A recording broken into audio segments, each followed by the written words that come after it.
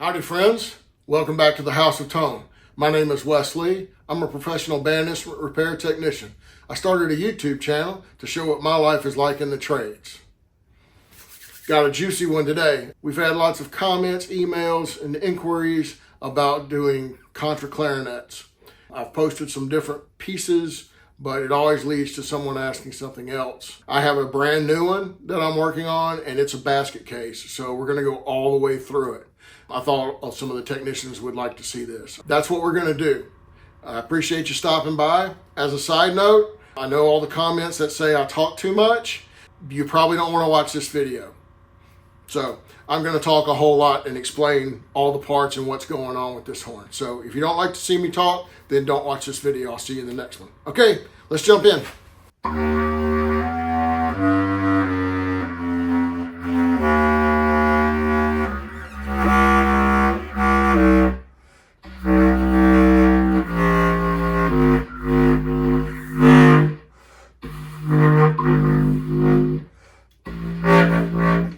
Okay, today we've got a Contra Alto clarinet. This one is brand new. It was brought in, at first I thought for the register mechanism. Then the director told me that he wants me to go through the whole thing. And it does play, it doesn't play well. It's got to be better than this. So I use shooter's rests. That's what these are. You can get them at a gun supply store or probably a sporting goods store. But I just like how stable they make the instrument, and I can put it in any angle and it'll hold it there for me while I'm looking and checking. And it's never not supported or in a place where I feel like something is going to get bent. Because it's foam, it gives with the keys, so I really like that. So this is what I do. There are other ways, there are many other ways, so find what works for you. You can pull the horn in half, and we may end up doing that. But right now I'm going to try to work it in one section. So I've made a leak light that is super bright and runs the full length.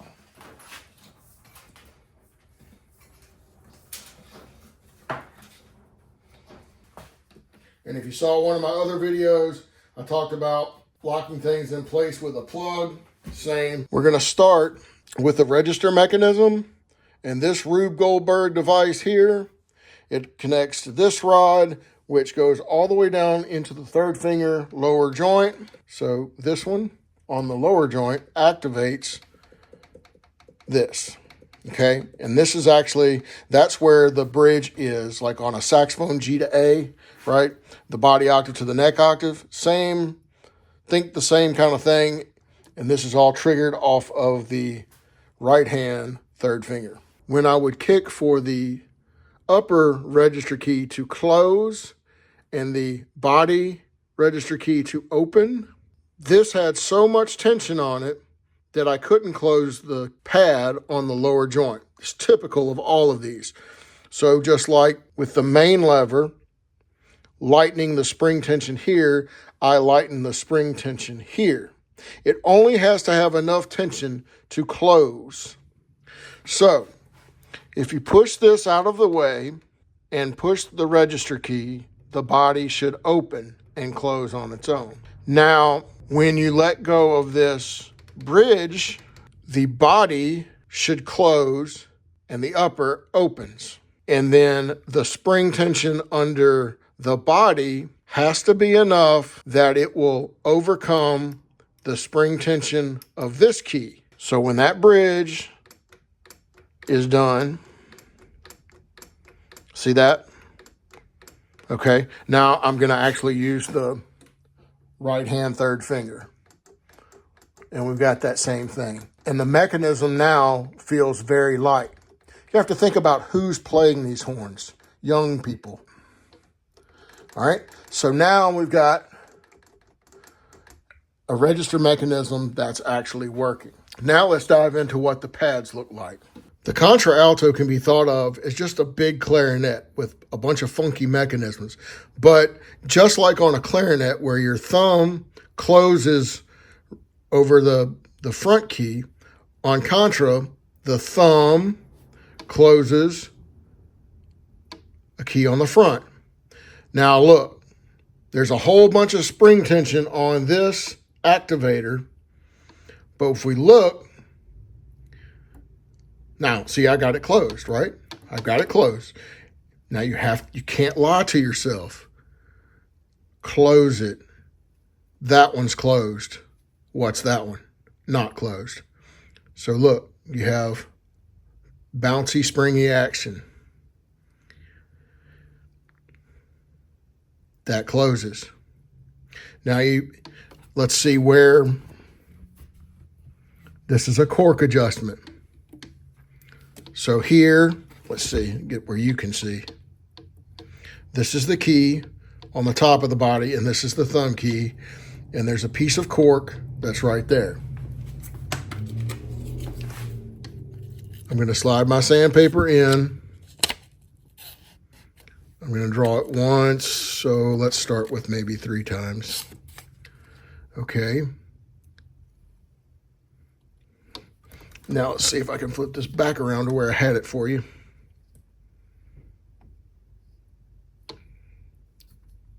Okay, it's better.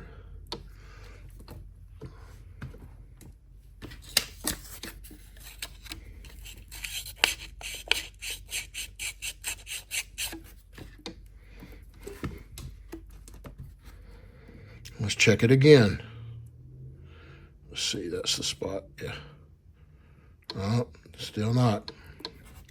Okay. Now, in conjunction with using a super light touch with my right hand holding this down, I'm tapping the front key because I want to make sure that it stays tight, right? So at some point, I'm going to start wondering if the back of the thumb key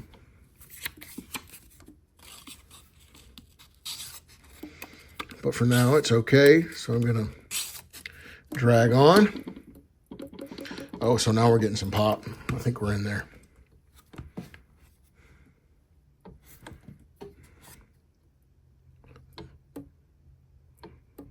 Yep. Okay. With just normal light pressure. And that's what it is. Okay. Use a little heat gun. Melt some shellac. Not hot enough. This is a composition body, so I don't want to heat it up enough that I would melt that. And I'm just going to tug down a little bit on that and see if that gives me any extra that I like. Yes. I'm very satisfied with that. Front's closing and the back's closing. Nice pop. The other thing about the thumb key and the front side key, the thumb key gets primary closing, the front key gets secondary closing. I'm going to adjust these springs accordingly. See if I can keep this all in frame here. They just load these up with so much tension, if you can see to the right there. And I just want to kind of push that back a little bit. Okay. Now I've got the thumb key much faster. I've got a whole lot of spring tension on this neck key, so I'm going to do the same. I'm going to pull it loose. And this is actually pretty typical of this brand. Their spring tensions are always too tight. But you want it to move fast and effortless and not wear the player's hands out. That's it. That's what's going on. That's it. This rod, the bridge rod, right, has these supports. And so you have to take this screw out to get that key off. Wait for this. What do you see? Yes, Your eyes are not deceiving you.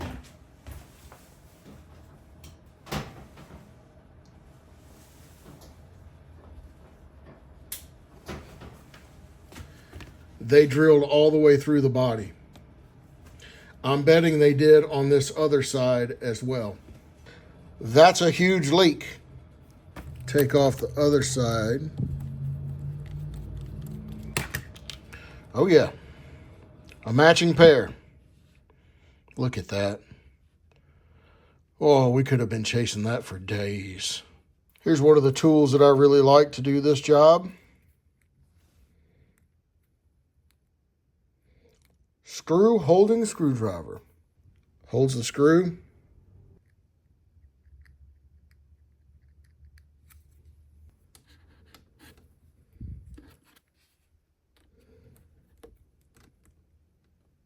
And that seals in. Now we're going to do this one. Put the support back.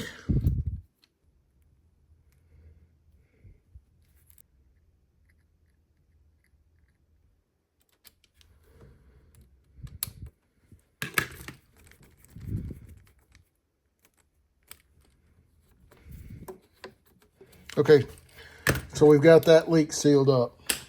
I bet the horn plays way better now just from doing that. This is the tire glue is available. You can get it from Music Medic. You can also get it from other sources and find it. It's rubberized, so that's why I really like it.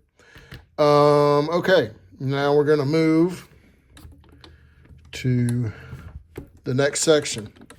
When working on any kind of low clarinets or any kind of harmony instruments at all, a lot of times the actuator is away from the keys themselves. Now, we've talked about this gets primary closing, it's closest to the key. This gets secondary closing, right? It's further away. When I close this, I want to start bopping on the ends. And so what do we notice? I don't even need a light. When we bop on this, use that white square in the background. It's not moving. Now we're going to use the gray of the hinge tube here in that little space. So nothing's moving there. Oh, look. We got movement. Okay, so now the first thing we're going to do is we're going to back off a quarter of a turn. Not even that, just about 10 degrees or so. Do the test again. A little bit more.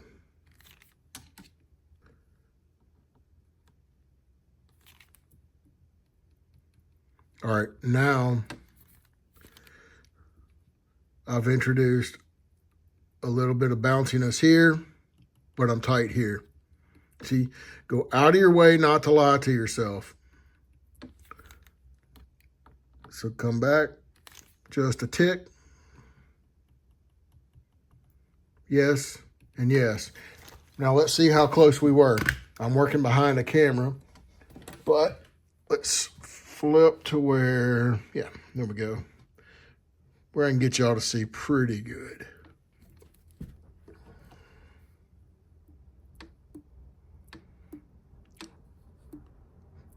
The one on the left side of our screen is good in closing.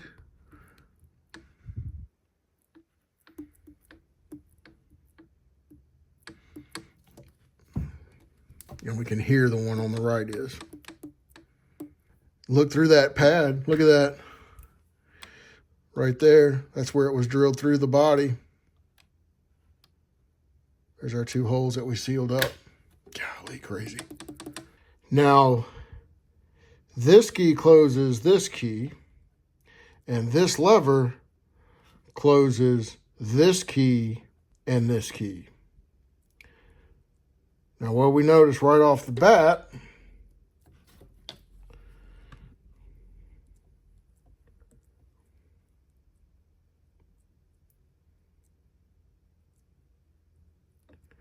This is closing, and this feels pretty solid too. Yeah, that feels good. However, look at that. Man, that's got all kinds of bounce in it. So, yep, look at that. So this, oh yeah, there's a, look at all that. That's where it hits, and it feels like it's hitting in the back as well. So that's a big leak. That's what sponginess feels like. Okay. This is the key for our 1 and 1 B flat. Its rod runs all the way down here, and then this is a connection from this key that goes to the lower joint. So I want this to be real fast and real light, but that buys us nothing here. This does not have, this is the key, this is the bar, and you can see here that I guess at the factory they tried to bend it. That didn't work. A trusty sandpaper and a few pulls.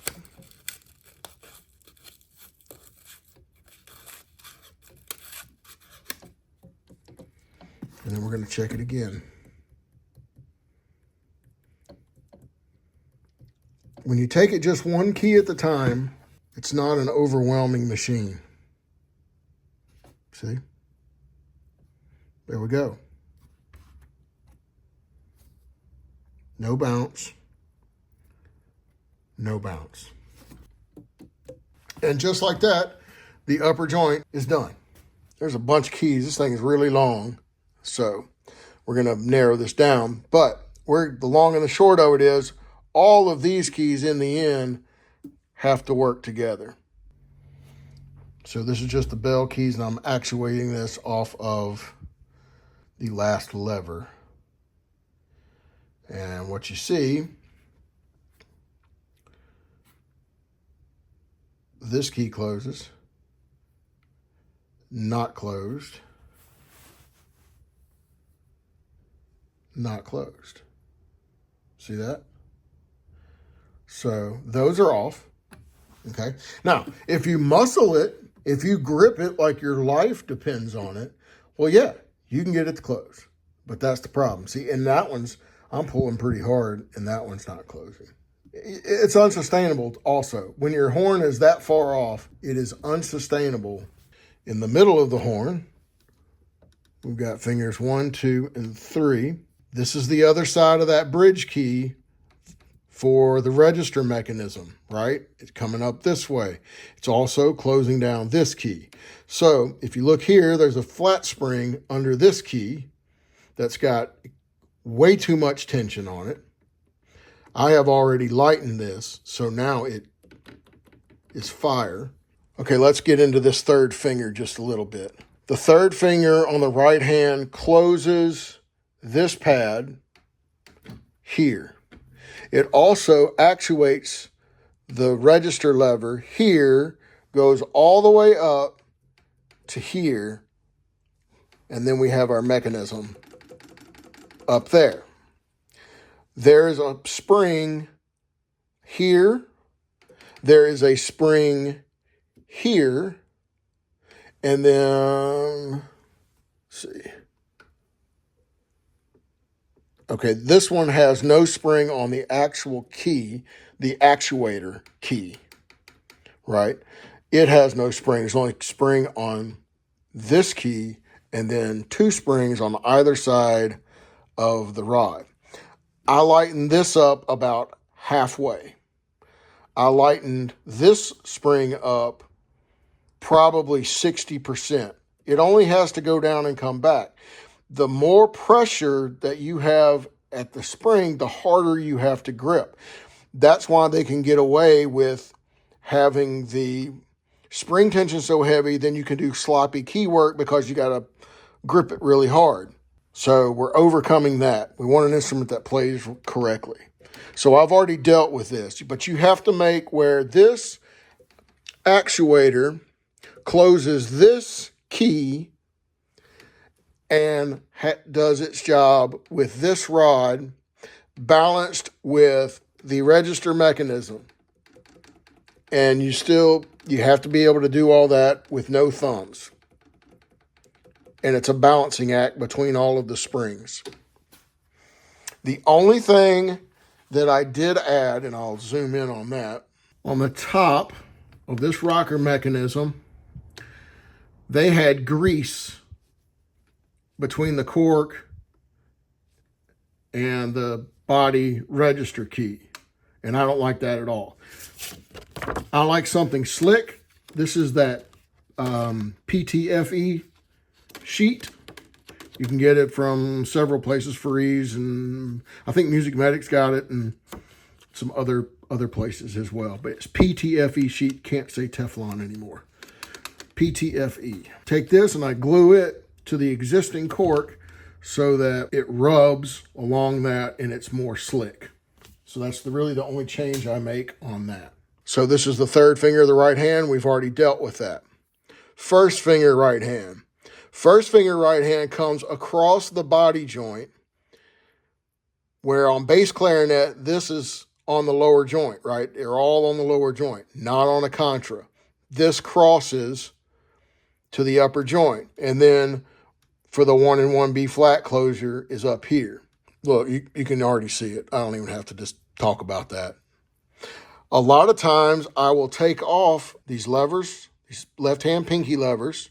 I take these off. I take off the alternate C so that I can see the keys as they hit the tone holes. But these are so bad, I mean, you don't even have to. Now, the tertiary closing, or as I like to say, thirdly, that one closes down. But look here, this is so off that when I close this key, the main key closes. So these are way off.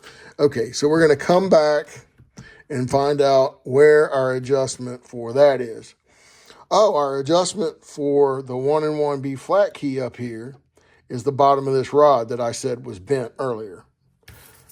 Well, they didn't need to bend it. They could have just used some sandpaper. I haven't zoomed you in yet because I'm just checking this 1 and 1 B flat. So now look, that's not jumping around and that's not jumping around. Nothing, good. But we're still, that's bad. Okay, so now we can actually get into this. These keys are closing the way we want them to.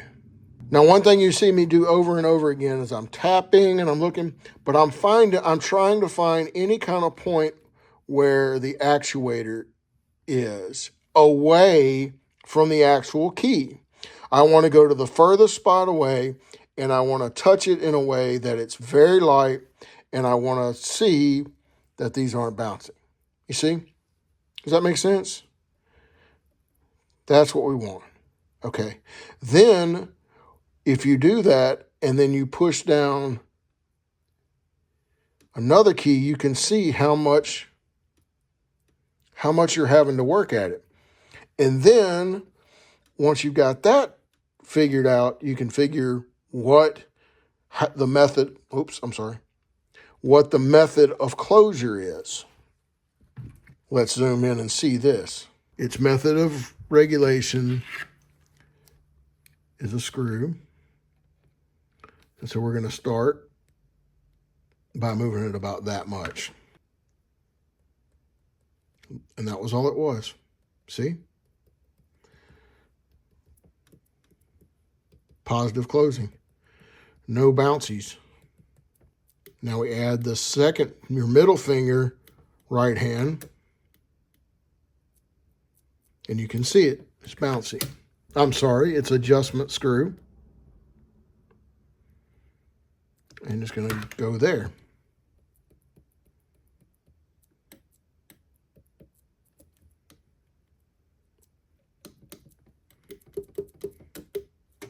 That was pretty good.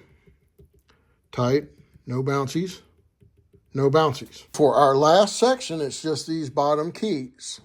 Now, they appear to be the hardest to deal with on the instrument, and that's not exactly accurate. They're just longer. I mean, grab my tape measure. On this instrument, 31 inches, however many centimeters that is, from where you're touching with your fingertip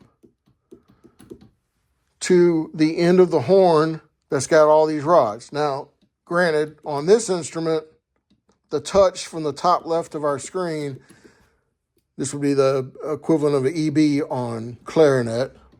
So this has got the low E flat, and the low E flat is fingered from here. But the low E flat then is on the right-hand pinky key, and it has to close all of these. So that's a whole lot of metal, right? That's a whole lot of little key parts that are coming from here, down, actuating on the back, coming across here, coming down, key, coming down, key, coming down, key. So there's a lot of stress that's happening in this area. So just like the rest of the horn, we're going to take it one key at a time. We're going to start with this one, then we're going to move to this one, then we'll add this one. And in the end, the pinky, this key, will close all three of these balanced. You can do it. Let's go.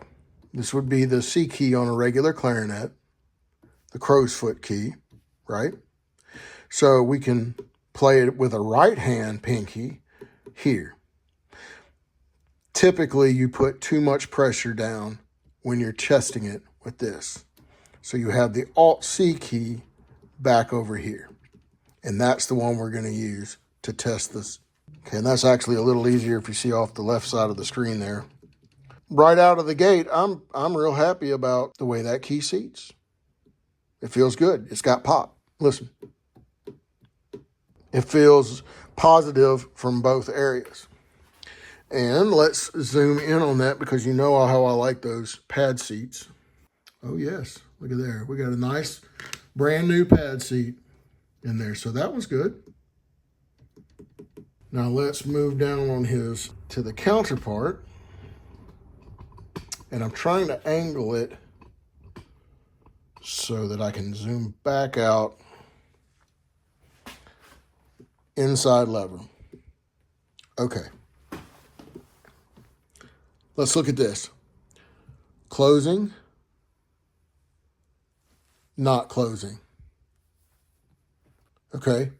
Now, but if I put my pinky here, see that? I can make that close.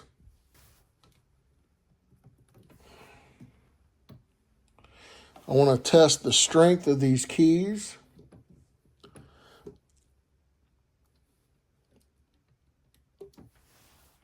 The motion that I just did there was that I held the key closed. Then I took my thumb and went up, ever being very gentle. Flex is the name of the game. Always flex. And I can see that made some difference. So I'm going to do that again. That also tells me that the keys on this horn are pretty soft. So I'm going to have to be careful. So there we go. Look at that. That's looking pretty good.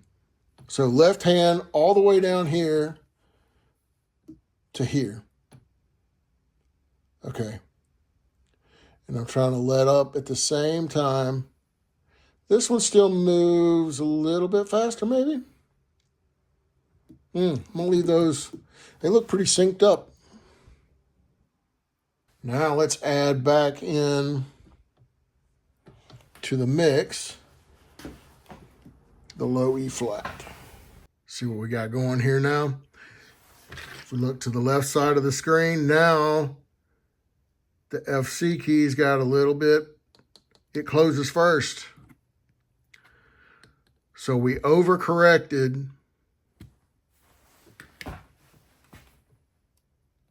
And that's what happens. And that's the balancing act that we're running. Okay.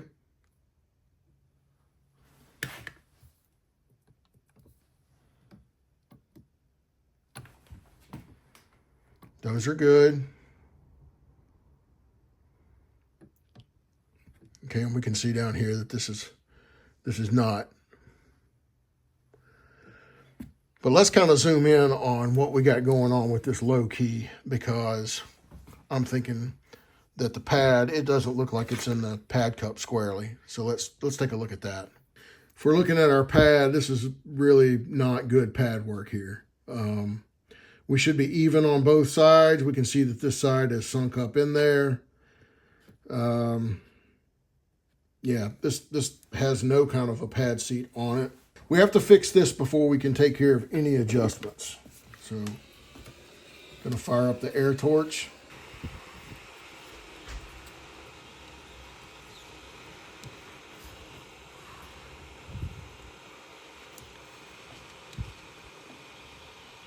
And we'll just try to bring all this back. I hope that, I'm also running under the assumption that they put enough glue in the pad cup that we can float this.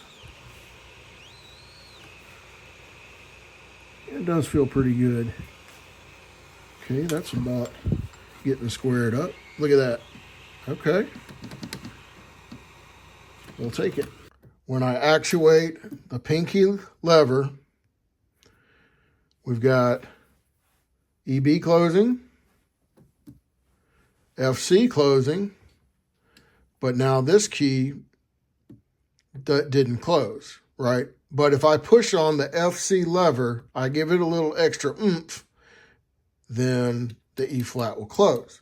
So I want to come back to this regulation up here,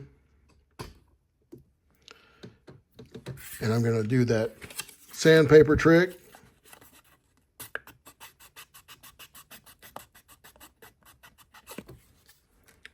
And then I'm going to come back. I'm going to check them again.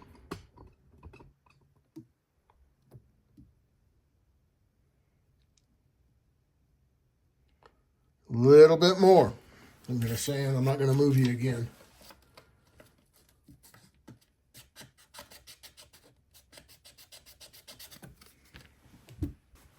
And there they are. Everything's closing. Balanced with one finger.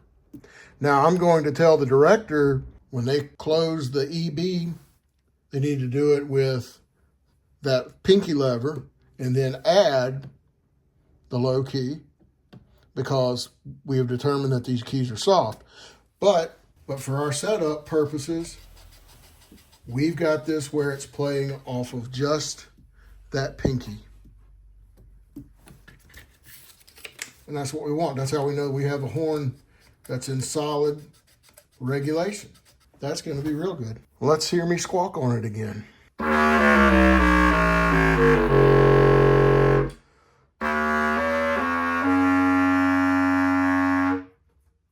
what I'm doing is I'm trying to bounce my fingers to see if I miss my regulation points.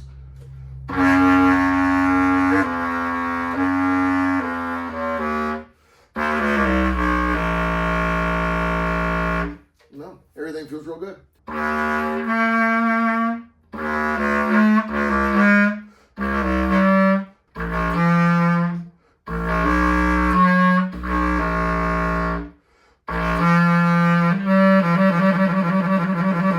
That's that bridge, right? That's the body octave. Well,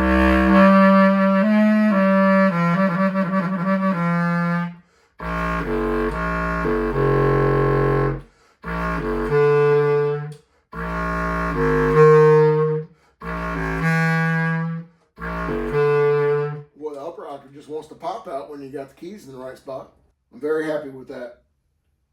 They got a really nice instrument. Yes, it needed to be set up, but on the whole, this is going to have a long service life, and they're going to be thrilled.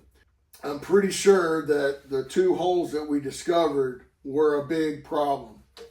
The one thing I like to do on my regulations to check the upper register, if it's not right, it will hesitate. There's no hesitation in when it wants to jump. I can't really make it not play. But that's how you know the regulations are are in check.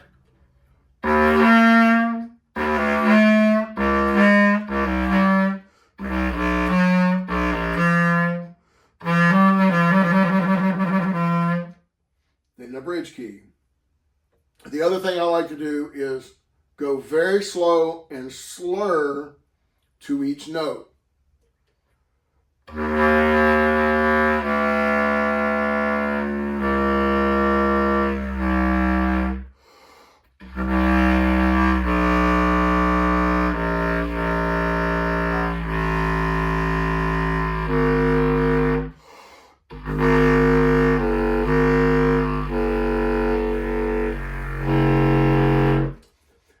You take it all the way to the border, and then it pops in. And to the next one, and it pops in. Down to the next one, it pops in. If it doesn't, if it hesitates, if the sound stops, that means your pad is leaking in that spot. That's how we used to do it before we had cool, long lights.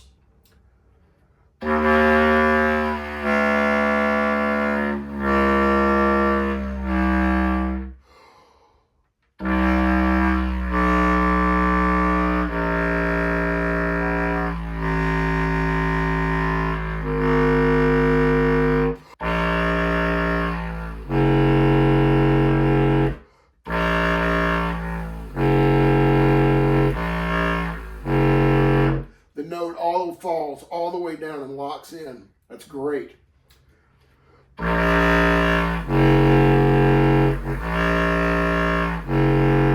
No thumb.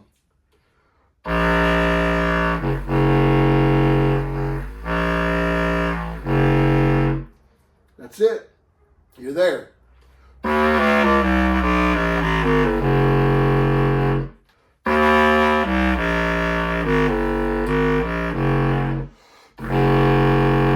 But it's powerful all the way down. Yep, that's going to be great. All right, friends. I hope that helps. I hope that gives you some tips and tricks to file away the next time you're working on a low clarinet. They can be troublesome. They take time. This one went pretty quick. Only took us, 3 hours to get this all done? So take your time and just work through it. Don't lie to yourself. That's the biggest key. Don't lie to yourself. And even when you think you have light pressure, make it lighter. And try to get the springs as light as possible. Light springs will reveal problems. Heavy springs will hide problems. And that goes with all of the woodwind instruments. So if you start there, make it fast and easy. If you feel it's real heavy, you can rest assured that it's got leaks hiding in there. Okay? So take your time, go slow. Don't let it get frustrating to you. If it does, go away. Go do another instrument and come back. It may take you several days. Sometimes we have these things that some of the register key mechanisms are so crazy, it takes us a week to figure it out. And you end up taking it all apart and just redoing it all because you have to work through it. That's just the way it is sometimes. Don't be afraid of that because it does happen. You work on a regular clarinet all the time, you can knock the regulation out in 10 or 15 minutes, right? When you do these things, you don't see them every day, or even if you do, some of them just take longer. There's more complicated systems. So you take it piece by piece by piece by piece by piece. Upper joint, lower joint. Maybe you need to take them apart. Whatever it is, that's it. So, with all that said, I'm going to wrap this puppy up. I've been running around the barn way too long. I hope that the people that don't like to hear me talk, I hope they stuck around to see how cool the mechanism is on a Contra. And with that, I'm Wesley, and I'm signing out.